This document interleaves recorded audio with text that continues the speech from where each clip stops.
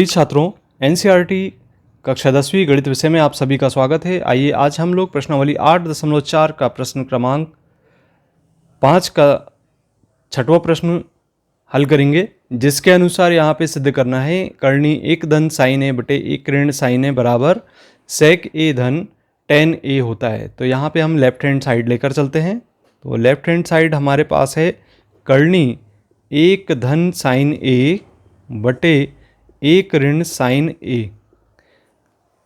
अब यहाँ पर ये इस प्रकार के प्रश्नों में हमें हर का परिमेयकरण करना होगा, और हर का परिमेयकरण करने के लिए जैसे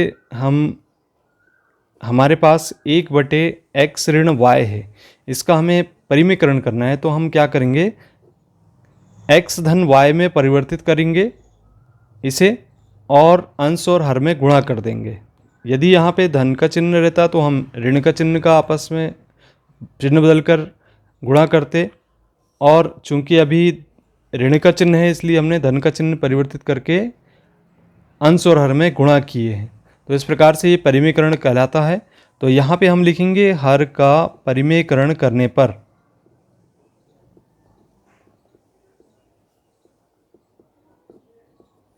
तो हमने हर का परिमेयकरण किया। तो हर का परिमेयकरण करने के बाद आप देख रहे हैं यहाँ पे इसे हम कुछ इस प्रकार से लिख देंगे।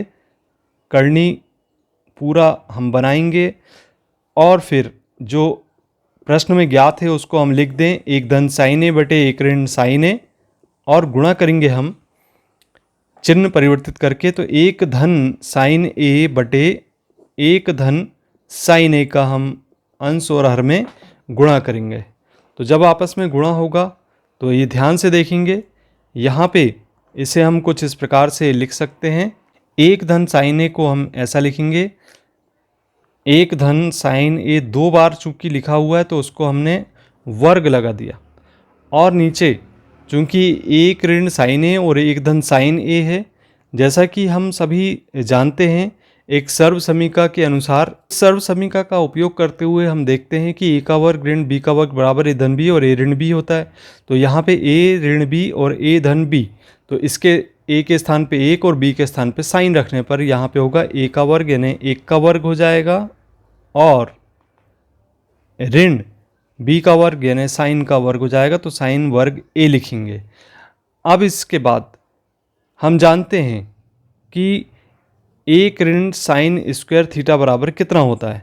तो इसके लिए हम यहाँ पे एक सर्व समीका के अनुसार ये हम देख रहे हैं, चूंकि साइन स्क्वायर थीटा धन कॉज स्क्वायर थीटा बराबर 1 होता है, हम यदि साइन का पक्षांतर कर देते हैं तो कॉज स्क्वायर थीटा बराबर 1 ऋण साइन स्क्वायर थीटा लिखेंगे, और इसके आधार पे हम यहाँ पे मान लिख देते हैं। तो इसे हम लिख सकते हैं करनी 1 धन साइन ए का वर्ग बटे कॉस वर्ग ए लिख दिया। अब हम इसको एक साथ इस प्रकार से लिख सकते हैं, करनी 1 धन साइन ए बटे कॉस ए, दोनों का वर्ग है इसलिए हमने यहाँ पे वर्ग लगा दिया। अब इसे और यदि हम सरल करते हैं तो हम देखते हैं कि इसे इस प्रकार से लिखा जा सकता है। यहाँ पे जो अंदर लिखा हुआ है इसको वैसा ही लिख दें, 1 धन साइन ए बटे कॉस ए की घात 2, और हम यहाँ से जब वर्गमूल हटाते हैं तो एक बड़ा कोष्ठक और लगा देंगे और इसकी घात 1 बटे 2 लिखेंगे। तो ये हमने वर्गमूल हटाया तो यहाँ पे घात 1 बटे 2 लिख दिया। इस वर्ग से ये घात कट गई, ये 2 से 2 कैंसिल हो गया, और फिर इसके बाद हम इसे लिख सकते हैं 1 धन साइन ए बटे कॉस ए। अब यदि हम यहाँ पे कॉस ए का दोनों में भाग दे दें तो इसे लिखा जा सकता है 1 बटे कॉस ए, और धन का चिन्ह लगाएंगे और इसे लिखेंगे साइन ए बटे कॉस ए।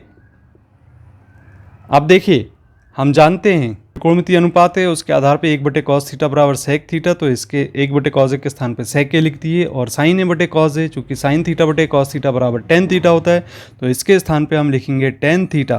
तो हमने देखा कि यहाँ पर ये हमारा राइट हैंड साइड के बराबर प्राप्त हो गया है। इस प्रकार से हमने ये सिद्ध कर दिया कि करनी 1 धन साइन ए बटे 1 ऋण साइन ए बराबर सेक ए धन टेन ए होता है। तो इस प्रकार से आप,